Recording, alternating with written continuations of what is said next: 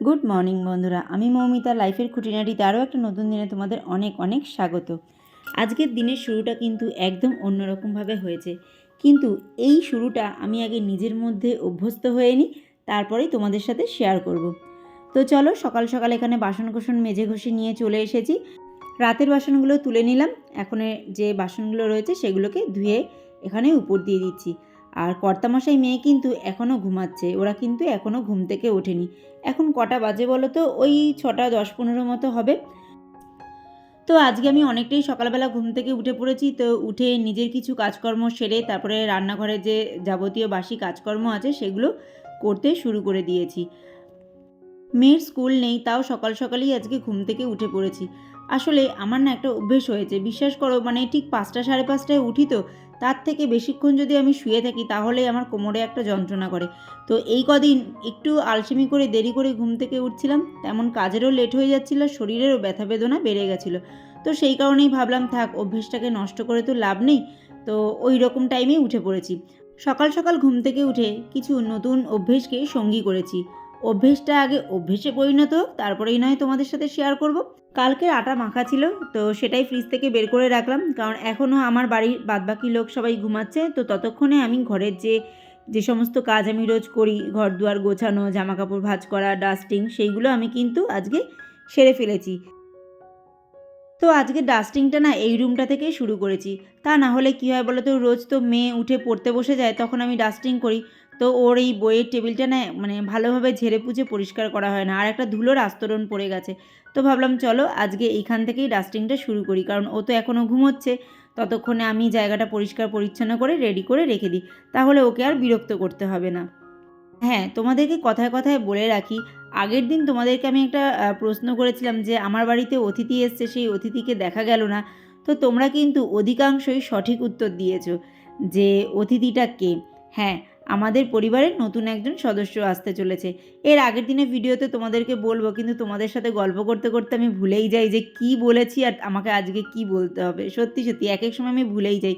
তো সেই জন্য ভাবলাম চলো আজকে আমি বলেই দিই তোমাদেরকে যে আগের দিন কোন অতিথির কথা বলেছিলাম। অনেকে ভুল বলেছো, তো ঠিক আছে, কোনো ব্যাপার না, ওটা মিস্টেক হতেই পারে। কিন্তু যারা ঠিক বলেছো একদম ঠিক গেস করেছো। তো রোজের নিয়ম অনুসারে চলে এসেছি আমি আমার সমস্ত কাজকর্মগুলো করতে। এগুলো রেগুলার তোমাদের আমি বলেও থাকি, দেখিয়েও থাকি। আসলে আমি একজন হাউসওয়াইফ, তো আমি আমার ঘরে সারাদিন যেভাবে যা কাজকর্ম করি আমি কিন্তু তোমাদের সামনে সেটাই তুলে ধরি। আর আমি চেষ্টা করি যে সেখান থেকেই তোমাদেরকে কিছু শেখানোর কিংবা কিছু বোঝানোর। কারণ অনেকেই আছে যারা নতুন নতুন সংসারে প্রবেশ করেছে, কিংবা অনেকেই আছে অন্যান্য কাজের ফাঁকে হয়তো ঘরকে সময় দিয়ে উঠতে পারে না। তারা হয়তো কীভাবে নিজেদের ব্যস্ততার মধ্যে দিয়ে নিজের পরিবারকে সময় দেবে, সেই সমস্ত বিষয়গুলো আর কি সবসময় দেখানোর চেষ্টা করে থাকি। তো এখন চলে এসেছি গরম জল করতে, কারণ মেয়ে ঘুম থেকে উঠে গেছে, ওকে গরম জলটা দেবো। আর দেখো, জলটা এখানে গরম বসিয়ে গেছি, একটা পোকা পড়েছে, তো সেই জলটাকে ফেলে দিতে হলো। তো আবার জল গরম বসিয়ে মেয়েকে একটু উষ্ণ গরম জল দেবো। মেয়ে আর আমি এটা রোজই খাই। 1 গ্লাস উষ্ণ গরম জল খেয়ে আমাদের দিনের শুরুটা হয়, তারপরে যে যা খাবো খাবো।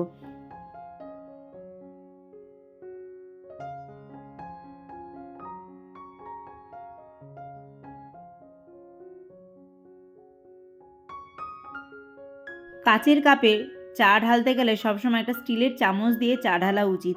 এই জিনিসটা আমি আমার প্রথম ভিডিওতে অনেক দেখিয়েছি, কারণ তখন এই কাপগুলো নতুন ছিল। এখনও যদিও বা এই কাপগুলো সবথেকে আমার প্রিয়, কিন্তু এখন আমি জিনিসটা বুঝে গেছি যে এই মুহূর্তে এইভাবে গরমটা ঢাললে খুব একটা ফাটবে না, কিংবা ফাটার সম্ভাবনা নেই, তো সেইটা বুঝেই আমি ঢালি।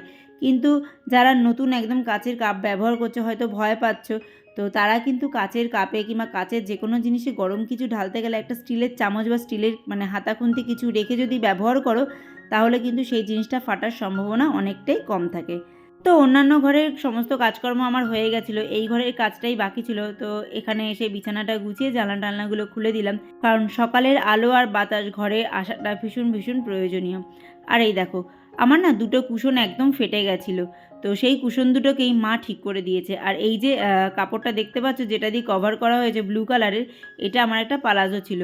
তো এটা দিয়েই মাকে বললাম যে তুমি তো হাতের কাজ টুকটাক করতে থাকো, তো আমার এই মানে কুশনগুলোকে একটু উদ্ধার করে দাও, তা না হলে এগুলো নষ্ট হয়ে যাবে। আর ভেতরে তো সেই সিনথেটিক তুলো না, এইগুলো না ওই যে জুট বলে না, জুটের তৈরি করা ছিল, তো সেই জন্য পুরো নষ্ট হয়ে যাবে জিনিসগুলো। তো সেই জন্য ভাবলাম চলো মাকে একটু দিয়ে দিই, মা মোটামুটি কোনো রকমের জিনিসগুলোকে ঠিকঠাক করে আমার কুশনটাকে অন্তত বাঁচিয়ে দেবে। আর এই যে কাল যে কম্বলগুলো কেচেছিলাম, তো সেগুলোকে সব এখন এখানেই রেখে দিচ্ছি। বালাপোষটাও ভালোভাবে রোদ টোদ খাইয়ে এনে এখানে রেখে দিয়েছি। বাদবাকি যে কম্বলগুলো আছে সেগুলো আগে কাচি, তারপরেই বক্সের ভেতরে ঢোকাবো। আর দেখো কুশনগুলোকে কি খারাপ লাগছে, কত সুন্দর মানিয়েছে তাই না? আসলে এই প্রিন্টটা না আমার ভীষণ পছন্দের ছিল। তারপরে চলে এলাম রান্নাবান্না করতে। এখন সকালে খাবারটা রেডি করব, মানে ব্রেকফাস্টটা করব। তো আগের দিন যে বেগুনের রেসিপিটা করেছিলাম সেটা আমার মেয়ের খুব পছন্দ হয়েছে, তো আজকেও সেটা আর রুটি করেছিলাম। তারপরে দেখো এখন দেখাচ্ছি তোমাদেরকে দুপুরের রান্নাবান্না। আসলে আজকে তো যাবতীয় কাজকর্ম আমার সকালবেলায় হয়ে গেছে, তো রান্নায় খুব একটা বেশি আমি দেরি করিনি। ব্রেকফাস্টটা কমপ্লিট করেই চলে এসেছিলাম রান্নাবান্না করতে, কারণ সকালটাকে ওইভাবে নষ্ট করে তো কোনো লাভ নেই। যত তাড়াতাড়ি কাজকর্মগুলো কমপ্লিট হয়ে যাবে তত তাড়াতাড়ি নিজেকে সময় দিতে পারবো। আর এখন নিজেকে সময় দেওয়া মানে সত্যি বলতে তোমাদের কাছ থেকেই কিছু শেখা। তোমাদের ভিডিও যত দেখবো তত তোমাদের কাছ থেকে অনেক অনেক কিছু শিখতে পারবো। আর হ্যাঁ, আজকে আমি রিহান ব্লগের দিদিভাইকে অনেক অনেক এখানে ধন্যবাদ জানাতে চাই, কারণ দিদিভাই আজকে আমার কথা যেভাবে বলেছে, আজকে ওনার মধ্যে আমার জন্য খারাপ লাগা কোথাও একটু দেখতে পেয়েছি। তো একজন পর হয়ে আমার জন্য সে এতটুকু ভেবেছে, তো সেটা দেখে ভেবে না আমার খুব খুব ভালো লেগেছে। আর মনে জানি কোথাও একটা, মানে তোমাদেরকে বলে বোঝাতে পারছি না আমি সেই ফিলিংসটা, যে উনি ওইভাবে বলছিল, তো সেটা আমার কতটা কোথায় লেগেছে, কতটা ভালো লেগেছে। আর কোথাও জানি নিজেকেই শাবাশি দিতে হচ্ছে। যাই হোক, বেশি মানুষের মন জয় করতে পারি না পারি, কিছু মানুষ আছে যাদের মন আমি জয় করতে পেরেছি, যারা কিন্তু প্রতিনিয়ত আমার পাশে থাকছে, আমার সাথে থাকছে। আর আমি যথেষ্ট চেষ্টা করছি তাদেরও পাশে থাকার, সাথে থাকার। হ্যাঁ, কিছু কিছু ক্ষেত্রে অনেক কিছু মিস হয়ে যায়, বুঝতেই তো পারো। পরিবার যখন বড় হতে থাকে তো তখন কিন্তু একটু এদিক ওদিক হয়েই যায়। তার মানে এটা নয় যে আমি কাউকে ভুলে গেছি, আমি সময় অসময়ে কিন্তু ঠিক তাদের পাশে চলে যাই।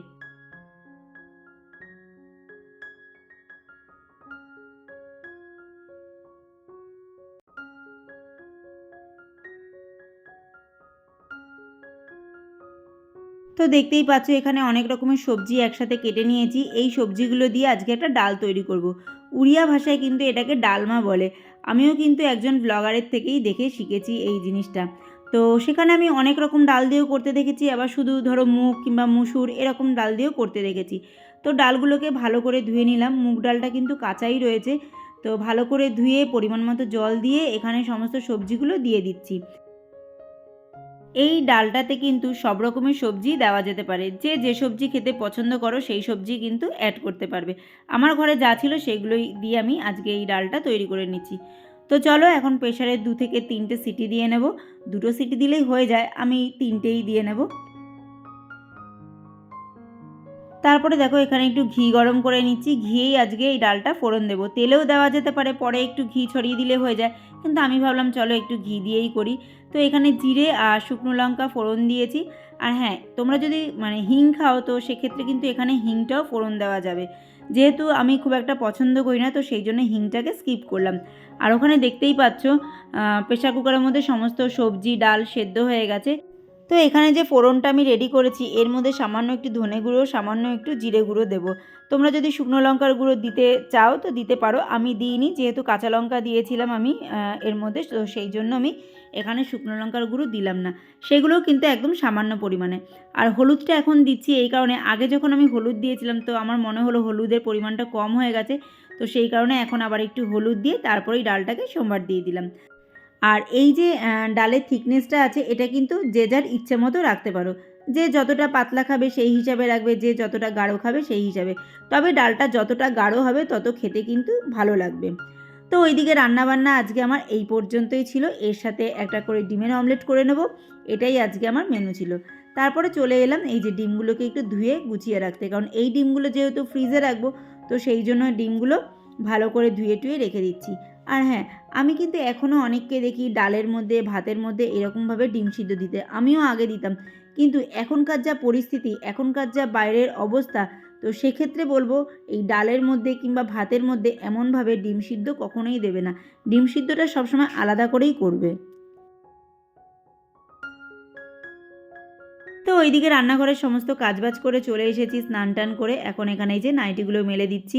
গরম যত পড়বে আমার ছাদে যাওয়া তত কমে যাবে, কারণ ছাদের আর প্রয়োজন হয় না, এখান দিয়েই জামাকাপড় মেলে দিলে তা শুকিয়ে সমস্ত কাঠ হয়ে যায়।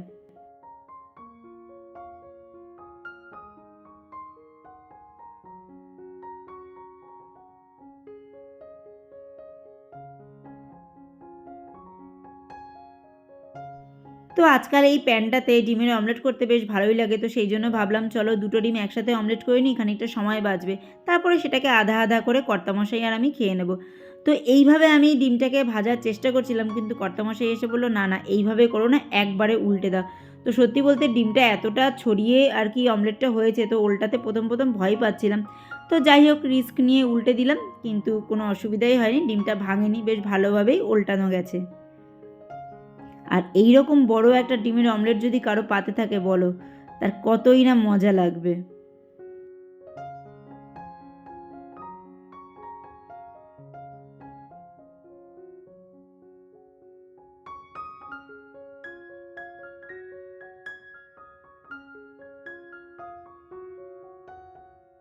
আর তোমরা দেখো রান্না করতে করতেই আরেকটা হাত এখানে চলে আসলো, পারলে আমি এটাকে কেটে দিতেই পারতাম, কিন্তু আমি ইচ্ছা করেই সিনটাকে কাটিনি, কারণ এটাও থাকুক স্মৃতিতে। এরা এইরকমই, কোনো ভালো কিছু হলে সব সময় রান্নাঘরে ঘুরঘুর করে বাবা আর মেয়ে, কতক্ষণে সেই জিনিসটার স্বাদ গ্রহণ করবে।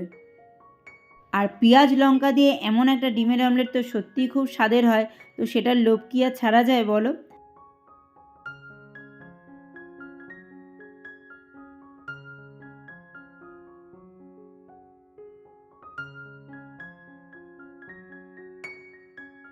তো বাঙালি ঘরে উড়িয়া রান্না, কিন্তু হলে কি হবে, ডালমার স্বাদটা কিন্তু একদম অন্যরকম হয়। আমার তো ভীষণ ভীষণ ভালো লাগে, তোমরা একবার ট্রাই করে দেখবে, খেতে খুব ভালো লাগবে।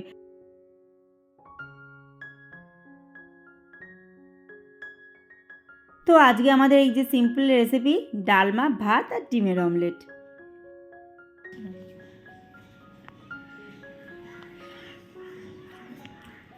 তো চলো এবার আমি ঢুকি আমার অফিস রুমে, এটা হচ্ছে আমার অফিস রুম। এখন এবার এখানে বসবো, বসে যত ভিডিও এডিটিং টেডিটিং আছে সব কমপ্লিট করবো, এই করতে করতেই সন্ধে।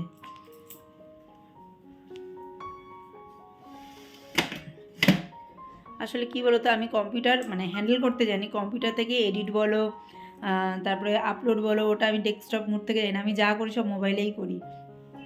তো কম্পিউটারটা আছে কিন্তু আমি পারি না, সত্যি বলতে ইউজ করি না। ওই যে চেষ্টা করলেই শেখা যায়, শেখাটা কোনো বড় ব্যাপার না, কিন্তু এই যে যারা শেখাবে তাদেরই সময় হয় না, আর আমার তো সেইটাই বলছে যে তুমি এখান থেকে না করে ওখান থেকে তো করতে পারো, তো করতে তো পারি, করতে দিলে তবে না।